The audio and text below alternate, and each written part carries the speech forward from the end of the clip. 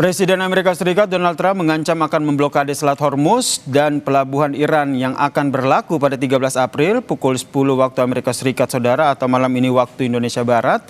Dan ancaman ini disampaikan setelah perundingan damai dengan Iran menemui jalan buntu. Sementara itu, Iran menegaskan masih memegang penuh kendali atas Selat Hormuz. Pertanyaannya, akankah ancaman ini akan memicu kembali konflik terbuka antara Amerika Serikat, Israel, dan juga Iran? Kami akan membahasnya bersama dengan pakar geopolitik dan keamanan nasional, Mas Wibawanto Nugroho Widodo, dan juga dosen ilmu politik Universitas Udayana, Evata Filomeno Borromeo Duarte. Selamat petang semuanya. Selamat petang, Mas. Saya ke Mas Wibawa dulu nih. Mas Wibawa, menurut Anda, hemat Anda, apakah Trump betul-betul serius dengan ancaman ini mengingat sosoknya yang menurut Iran ini adalah sosok yang tidak stabil? Jadi yang pertama, apa yang terjadi saat ini adalah ketidaksinkronan grand strategi dari dua negara. Ya, negara Amerika sebagai superpower dan Iran yang melawan. Ya, satu. Yang kedua, superpower manapun, termasuk dalam hal ini Amerika, itu akan menerapkan yang namanya 4 pilar strategi. Yang pertama, ya, memastikan bahwa yang melawan itu pasti akan dilucuti gitu, ya, baik secara militer, secara nuklir, dan secara proksi-proksinya.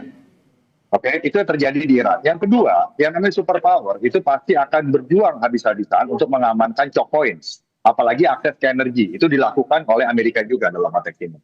Yang ketiga, itu yang perlu digarisbawahi bahwa yang namanya superpower itu pasti akan melindungi aliansi-aliansi strategisnya di dalam kawasan itu dan mencegah munculnya aliansi rival. Ya, dalam hal ini Amerika mencegah munculnya aliansi China dan Rusia, sekaligus juga menjaga keamanan Israel dan negara-negara Uni Arab. Yang keempat, ya, yang perlu digarisbawahi, bahwa Amerika itu mempertahankan regional security complex structure yang ada. Sementara apa yang dilakukan oleh Amerika itu, ya, bertentangan semuanya dengan pilar-pilar strategi dari Iran. Ya, nah, jadi ini bicara kita melihatnya objektif, bukan siapa yang salah, siapa yang benar. Jadi siapapun superpowernya, kalau nanti Iran jadi superpower, atau Rusia jadi superpower, atau China jadi superpower, itu juga akan melakukan hal yang sama, gitu. Nah, yang berikutnya kita perlu garis bawahi bahwa dari sejak Presiden Jimmy Carter sampai Presiden Trump, ya, semuanya itu setuju terhadap 4 pilar itu. Cuman hanya Presiden Trump yang melakukan operasi militer dengan bentuk serangan terbatas kemarin itu, yang diharapkan bisa mengubah orientasi strategis geopolitik dari rejim. Ternyata tidak. Nah, sekarang masuk ke dalam tahap ini. Ya. Tahap ini itu merupakan forced diplomacy, di mana Trump itu memainkan 4 instrumen of national power. Yang pertama, kehadiran militer ditunjukkan secara real. Ya. Yang kedua, secara informasi, beliau mengirimkan pesan. Trump itu mengirimkan pesan kepada negara-negara Teluk dan Israel dan kepada Iran bahwa Amerika tetap hadir sebagai protektor, dan juga mengirimkan pesan kepada China dan Rusia yang tidak bisa all out juga untuk menekan Israel karena punya kepentingan banyak dengan Israel, dan tidak bisa juga menekan negara-negara Arab Saudi, di mana China dan Rusia juga mempunyai hubungan baik, dan China Rusia juga tidak mau konfrontasi terbuka dengan Amerika. Yang ketiga, ya, itu ekonomi, di mana sekarang ditekan supaya menyerah secara ekonomi itu, ya, jadi diblok, ya, jalur untuk Iran jualan oil tuh, ya. Nah, jadi secara diplomasi sudah konsif, dan apa yang telah melakukan ini merupakan escalation ladder gitu, ya. Jadi ini akan Trump lakukan. Saya sudah prediksi sebelumnya. Jadi saya sudah bilang waktu itu, Cook Island tidak akan diduduki, tapi akan diserang, diganggu, ya.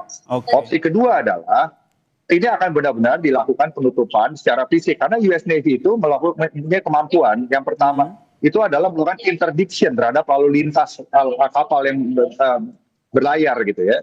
Ya, yang kedua bisa melakukan operasi counter mining, counter ranjau, penyebaran ranjau. Yang ketiga mengatur sea lanes, ya, kontrol dari alur lalu lintas kapal di situ. Jadi melakukan interdiksi, mengatur lalu lintas, juga membersihkan mining. Jadi yang dilakukan oleh Amerika itu sangat mungkin gitu. Justru sangat mungkin ya akan dilakukan oleh Amerika Serikat, ya. Terkait dengan buntut dari negosiasi yang buntu ini, ya. Iya, untuk memaksa lagi supaya diskusi gitu. Jadi step by step. Itu ya saya baca. Saya ke Mas Evata. Mas Evata, itu kalau dari kita melihat dari POV Mas Wibawa soal posisi dari Donald Trump sendiri atau Amerika Serikat sendiri. Kalau dari Mas Evata sendiri melihat Iran sendiri posisinya akan seperti apa? Karena kalau kita lihat banyak petinggi-petinggi Iran yang menyatakan bahwa mereka pegang kendali penuh Selat Hormuz. Kemudian ada video juga yang dirilis oleh Iran yang melihat bagaimana memukul mundur kapal perusak dari Amerika Serikat. Ya, pertama bahwa terkonfirmasi Iran sendiri menyampaikan terkait dengan rencana bagaimana Selat Hormuz ini dibuka, ada poin yang cukup penting untuk kita soroti bahwa kali ini Amerika Serikat harusnya mengajak diplomasi atau mengajak diskusi IRGC. Karena apa? Kondisinya hari ini ada dualisme pemerintahan yang ada di tengah Iran, ya. Salah satunya adalah IRGC, yang kedua pemerintah yang sah kali ini. Nah, titik-titik inilah yang akhirnya menyebabkan kebuntuan strategi. Salah satunya adalah diskusi mengenai pengaturan Selat Hormuz, tapi yang paling utama adalah pembahasan mengenai nuklir. Apabila nuklir ini sudah disetujui, maka Selat Hormuz ini akan terbuka secara otomatis begitu. Akan tetapi dalam beberapa catatan kita bisa melihat bahwa ternyata ada jalur baru yang dibangun oleh Iran itu sendiri. Yang mana jalur baru ini malah membuat kapal-kapal yang melintas semakin dekat dengan pantai perairan Iran itu sendiri. Sehingga Iran akhirnya mengontrol Selat Hormuz ini gitu dalam diskusi apapun. Nah, maka dari itu mereka merasa bahwa controlling ini silakan saja di leverage. Akan tetapi kembali lagi bahwa Donald Trump sudah mencoba semaksimal mungkin untuk mempersiapkan langkah-langkah yang lain. Mitigasinya salah satunya adalah mengusir, ya, berapa protokol yang sudah disiapkan oleh Iran. Cuma kalau kita dalami lebih dalam, ternyata poin-poin tersebut ternyata cukup sulit ya untuk diterapkan dalam waktu dekat. Dan inilah yang membuat kenapa akhirnya kondisi ini ya, dengan IRGC memiliki 31 komando yang bergerak secara otomatis di 31 provinsi, dan juga terkait dengan bagaimana angkatan laut mereka yang bergerak secara otomatis, yang membuat akhirnya pemerintah Iran juga mengalami kesulitan untuk mengkomunikasikan berapa poin-poin yang harusnya disepakati. Nah, ini dia ya, yang kalau saya lihat secara politik mereka masih memainkan hal tersebut, meskipun mereka menyampaikan mereka memiliki kapasitas militer yang cukup kuat. Tetapi kapasitas militer yang mereka miliki justru ini hanya sekali tanam sifatnya gitu. Jadi mereka sendiri pun tidak bisa mencegah hal tersebut begitu. Salah satunya drone, salah satunya ranjau-ranjau ya. Ya, ranjau-ranjau yang ditangkap ini tidak bisa dipastikan sendiri oleh IRGC ini letaknya di mana begitu. Sehingga mereka membuat jalur yang benar-benar sangat aman, dan mereka memberlakukan tolbot ya, tol yang dengan biaya-biaya yang khusus, dan tentu tidak semua negara bisa lewat. Ini akhirnya membuat diskusi ini cukup kontraproduktif, tetapi juga eskalasinya makin lama makin meningkat. Jadi menurut Anda sebenarnya Iran sendiri juga punya opsi untuk mengajak perundingan lagi dengan Amerika Serikat? Ya, perundingan tetap ada. Mereka menyampaikan apabila ada etiket baik, mereka pasti akan mendiskusikan segala sesuatu yang nantinya akan produktif ke depannya. Akan tetapi poin-poin dasar yang tidak bisa disepakati itu kan adalah bagaimana tindakan Israel itu sendiri yang menyebabkan seluruh rencana-rencana dari upaya pengayaan nuklir, pengurangan dan lain sebagainya jadi gagal.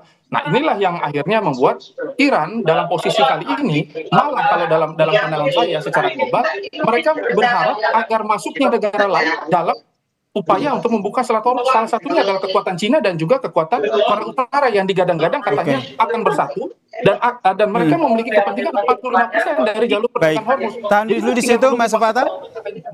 Oke, tahan di situ dulu. Kami ingin diperbaiki lagi sambungan audionya karena nampaknya kurang jelas begitu penerimaan di Kompas TV. Pertanyaan saya ke Mas Wibawa, sebenarnya tadi di ujung pernyataan Anda menyatakan bahwa sebenarnya apa poin-poin ataupun strategi-strategi yang dilakukan Amerika Serikat ini berujung pada salah satunya memaksa Iran untuk negosiasi lagi begitu. Sebenarnya kalau dari yang Anda lihat, apa kepentingan apa yang nantinya akan dimunculkan oleh Amerika Serikat sehingga betul Iran ini mau untuk diajak negosiasi lagi? Tapi jangan dijawab dulu Mas Wibawa. Kita lanjutkan diskusi kita usai jeda berikut ini. Tetaplah bersama kami di Kompas Petang.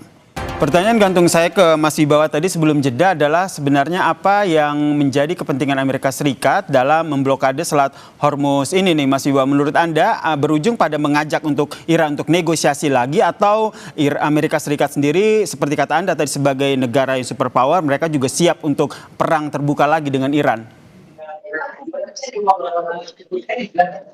Oke, mesti gini ya, saya klarifikasi supaya pendapatan Anda, pemahaman Anda sesuai dengan yang saya terangkan di sini. Oke. Jadi superpower manapun itu akan melakukan 4 hal ya. Yang pertama pasti akan berusaha melucuti aktor negara yang mencoba melawan. Ya, dalam hal ini Amerika selama 47 tahun terakhir mencoba untuk mengkonten militer, nuklir dan juga proksi-proksi Iran. Sementara bagi Iran ini adalah forward presence. Ini adalah masalah leverage, masalah deterrence. Jadi kalau di konten artinya mereka merasa ini ancaman eksistensial. Nah yang kedua, Amerika itu pasti mau mengamankan Hormuz. Karena superpower itu pasti mau mengamankan semua choke points. Yang ketiga, Amerika itu mencegah munculnya rivalitas aliansi dari great power lainnya dalam hal ini adalah Rusia dan China. Superpower manapun akan melakukan itu. Dan yang keempat, Amerika memberikan pesan kepada semua pihak bahwa Amerika itu mau melindungi Israel sekutunya, juga negara-negara Arab Sunni yang juga sekarang sekutunya, ya.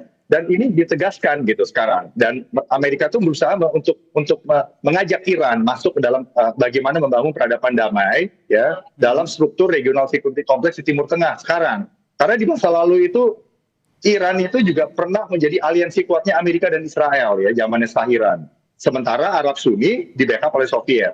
Karena kondisi strategis ini berubah, sama seperti Perang Dunia dulu ya. Jepang dan Jerman yang dulunya musuh Amerika menjadi teman Amerika. Nah itu dia sama superpower. Nah, upaya itu dilakukan sejak pemerintahan Jimmy Carter 79 sampai 2026. Tapi tidak ada ya yang melakukan operasi militer seperti Trump. Itu aja bedanya. Dulu zamannya tahun 2011 juga, zaman General Michael Hayden jadi direktur NSA dan NSA juga mereka Israel dan Amerika melakukan serangan ke Stuxnet cyber sampai melumpuhkan fasilitas nuklir Iran.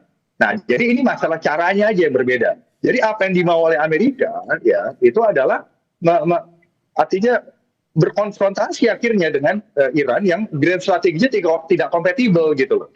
Nah, makanya sekarang dilakukanlah secara spesifik untuk memfokuskan serangan kepada Hormuz. Tadi saya sampaikan, ya di mana kalau Hormuz diblokir, berarti itu membuktikan militer hadir, ya, untuk mengatasi keadaan yang ada. Tadi saya terangkan fungsi tiga fungsi US Navy. Yang berikutnya adalah mengirimkan pesan, ensuring allies di sana.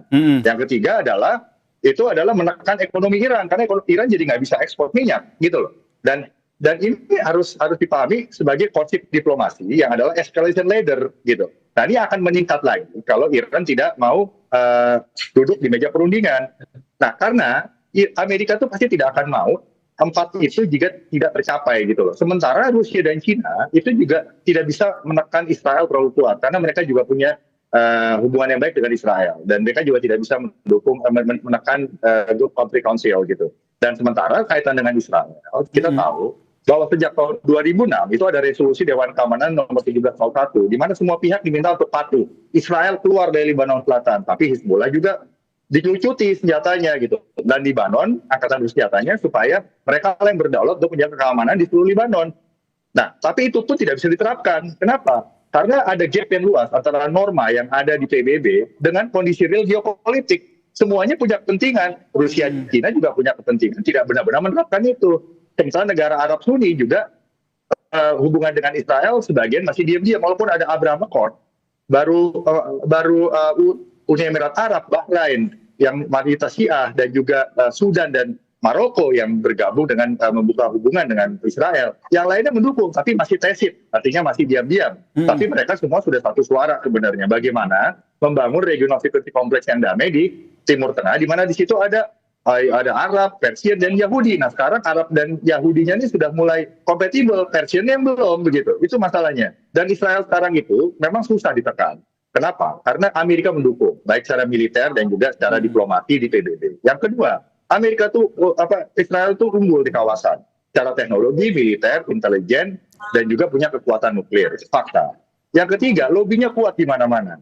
Ya, jadi mempengaruhi kondisi domestik di negara-negara di dunia internasional. Makanya fragmentasi itu pandangan tentang Israel. Kalau Global North cenderung mendukung Israel, kalau Global South kritis, seperti Indonesia kritis lah gitu.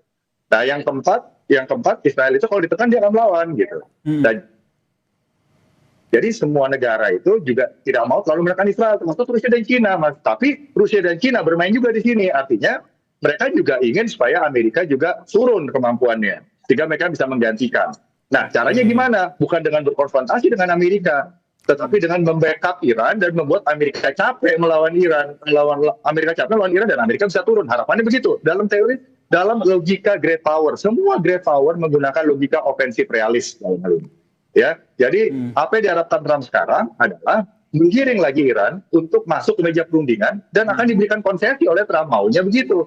Nah, tetapi sekarang di Iran sendiri mereka juga ada pride di antara para elitnya. Mereka semakin keras, semakin harden karena mereka kemarin mengalami serangan. Dan selama 47 tahun, mereka itu perangnya adalah perang proksi. Jadi, regional security complex di Timur Tengah ini, mereka itu adalah stabilitas yang fragile. Artinya fragile itu gini. Memang selama beberapa tahun itu bisa mencegah perang besar antar negara, tapi tidak bisa mencegah perang proksi yang terjadi. Baru-baru ini Trump mencoba pakai cara dia. Nah, sekarang kita lihat saja berhasil apa tidak. Nah, sekarang seperti itu posisinya. Nah, jadi kita harus melihatnya positif. Ya, orang Indonesia itu objektif melihatnya. Kita jangan terbawa larut dalam konflik orang lain, tapi kita harus cermat melihat dan kita harus bisa bermain di semua pihak sehingga kita relevan dengan semuanya. Dengan Iran juga kita hubungan tak baik, dengan negara Arab juga baik, bahkan dengan Amerika juga baik, dengan China dan Rusia juga baik, dan dengan Israel kita nggak usah cari masalah gitu. Oke, saya ke Mas Evata. Mendukung Palestina merdeka, ya silakan, nggak apa-apa. Kalau dari Mas Evata sendiri melihatnya seperti apa? Seperti yang tadi disampaikan oleh Mas Wibawa, begitu ada beberapa tahapan yang sebenarnya sudah dilakukan oleh Amerika Serikat. Begitu ujung-ujungnya adalah salah satunya adalah menekan Iran untuk ke diplomasi gitu. Ya, justru permainan Iran kan diplomasi begitu. Jadi Iran juga memainkan posisi yang sangat penting dan baru konfirmasi hari ini Iran nanti akan mengajak negara-negara Eropa untuk mendiskusikan poin-poin dasar. Dia merasa bahwa Amerika sudah tidak bisa diajak bicara. Jadi kalau ditanya saluran aktifnya diplomasinya Iran ini memang sudah terjadi. Mereka tahu mereka mengontrol Selat Hormuz. Tetapi mereka juga tidak bisa menekan Selat Hormuz karena Selat Hormuz adalah bagian titik nadir ekonomi mereka juga gitu loh. Maka mereka harus mencari cara alternatif yang terbaik agar Selat Hormuz ini nanti kawasannya akan dijaga bersama-sama dengan etiket-etiket yang baik. Itu yang kalau saya lihat ya dari apa yang direncanakan oleh Iran itu sendiri, sehingga Iran memberitahu kepada dunia dalam kegagalan diplomasi kemarin, leverage yang diberikan Amerika ini tidak masuk akal menurut mereka begitu. Salah satunya adalah bagaimana nanti ke depan ya pengayaan nuklir ini, kalau pengayaan nuklir itu masih oke lah, tetapi terkait dengan kondisi bahwa diplomasi ini disponsori oleh beberapa negara selain Pakistan ya, kita ambil contoh misalkan dari pihak Iran juga mengundang Cina gitu sebagai pengamat ya, sebagai saksi. Nah, kita lihat bahwa ternyata negara lain juga sebenarnya menaruh harapan besar agar nantinya ke depan pengelolaan terhadap Selat Hormuz ini akhirnya menciptakan satu etiket yang bisa kita terima bersama begitu.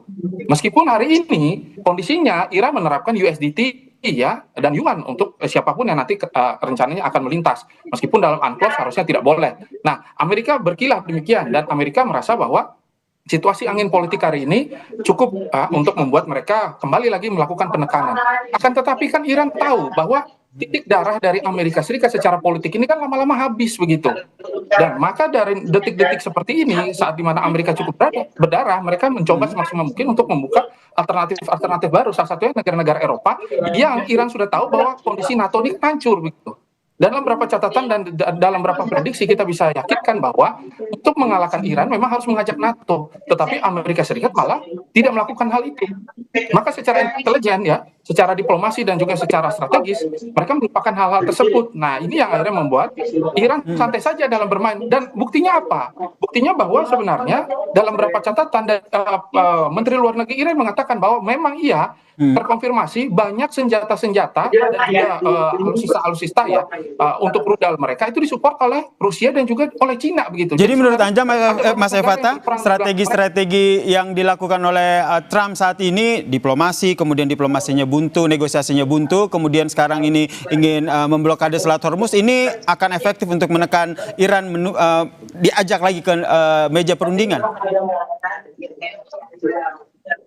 Ya, akan diajak lagi kepada meja perundingan pastinya gitu. Akan tetapi dengan kondisi nanti posisi tekanan dari Iran ini bisa saja jauh lebih tinggi begitu ya. Posisi tekanan dari Iran ini jauh lebih tinggi karena apa? Dunia internasional akhirnya melihat bahwa siklus ini tidak memberikan satu benefikal yang benar dan jelas begitu ke depannya. Meskipun Donald Trump mengatakan bahwa oh ya kami sudah membuka jalur yang baru, silakan bergabung dengan kami. Tapi tetap saja tidak semudah itu, tidak mungkin 1-2 tahun, pasti puluhan tahun. Nah inilah yang membuat kenapa Iran juga memainkan posisi-posisi demikian. Akan tetapi, balik lagi secara politik sebenarnya Iran sudah ingin berhenti apabila IRGC bisa dijinakan. Nah kondisinya hari ini hanya dua yang bisa dibicarakan, Arghachi dengan Ghalibaf begitu. Dan keduanya ini juga tidak bisa memberitahu IRGC untuk menghentikan serangan dan juga tekanan itu. Maka ini tentu menjadi sangat kompleks ke depan, harus ada upaya pacta sunt servanda kalau saya lihat ya ke depannya demikian. Oke, kalau dari Mas Wibawa sendiri melihatnya seperti apa? Kalau seandainya tekanan dari Iran lebih tinggi, nanti langkah yang diambil oleh Donald Trump, Amerika Serikat akan seperti apa? Yang pasti kalau dari Amerika itu ada escalation ladder, ya, saya tahu ya. Jadi Amerika itu selama ini itu artinya selama Trump ini berusaha mencoba mengubah structure regional security complex di situ, akhirnya merangkul negara-negara Arab Sunni untuk mengejar normalisasi hubungan dengan Israel, ya, dan juga great powers lainnya, baik hubungannya begitu, sehingga bisa terwujud stabilisasi. Nah, menurut Iran ini adalah isolasi.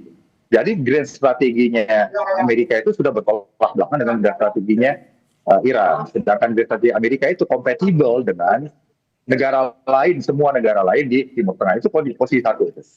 Nah, harus pegang dulu itu. Nah, jadi sekarang itu sudah fundamental gitu. Jadi tidak ada hal-hal struktural ya yang bisa diselesaikan dalam waktu cepat. Penyelesaian dalam waktu cepat itu adalah lewat operasi militer, memberikan tekanan. Itu poinnya tuh, ya, secara real. Jadi US Navy itu sangat mungkin untuk dideploy, ya, untuk mengamankan ranjau. Yang kedua untuk mengganggu lalu lintas dari Iran itu sendiri. Nah, ya kan? Nah, karena US Navy mempunyai kemampuan Navy interdiction, dan juga untuk mengatur lalu lintas lalu lintas laut gitu yang di Hormuz. Nah, dari situ Amerika akan mencari titik tengah.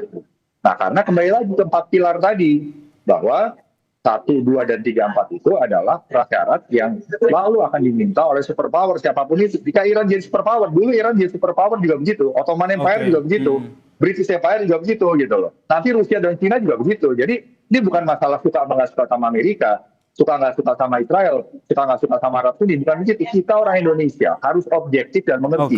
Semua netizen itu juga harus mengerti. Sehingga kita bisa relevan menjadi kontributor yang konstruktif kepada semua negara yang berperang di sini gitu. Dan kita juga harus mengamankan ketahanan nasional kita, stabilitas kita, dan juga akses kita kepada energi. Gitu. Kita jangan ikut-ikutan ributnya orang, sementara kita nggak ngerti apa yang terjadi gitu. Baik, nah, ini yang benar-benar kita harus garis bawah ya. Terlebih saat ini Presiden Prabowo juga tengah melakukan kunjungan diplomasi begitu di negara Rusia dan membahas beberapa hal termasuk bagaimana mengamankan ketahanan energi dalam negeri kita. Terima kasih Mas Wibawanto Nugroho Widodo, pakar geopolitik dan keamanan nasional, dan juga Mas Evata Filomeno Bermou Duarte, dosen ilmu politik Udayana, telah berbagi perspektif dan pandangannya di Kompas Petang. Salam sehat semuanya.